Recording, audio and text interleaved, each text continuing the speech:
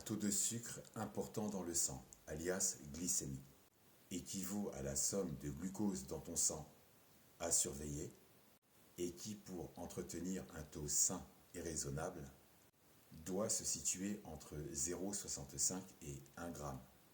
Et si j'ai un taux de 0,80, c'est inquiétant ou pas?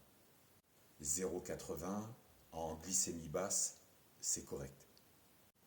2 heures après un repas, veille à ne pas dépasser 1,40 g.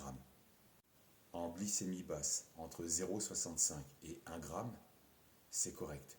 Au-delà, risque de diabète.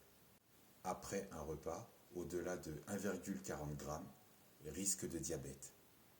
À part le citron, connais-tu un autre aliment pour aider à baisser la glycémie?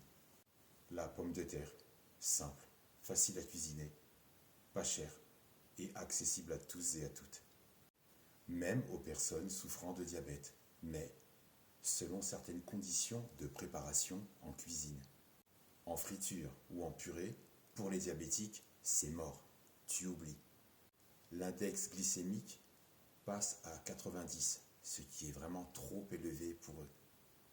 Par contre, la pomme de terre, cuite à la vapeur, son index glycémique passe à 65, ce qui devient beaucoup plus raisonnable. Consommée ainsi, la pomme de terre a un faible impact sur l'augmentation de la quantité de glucose dans ton sang.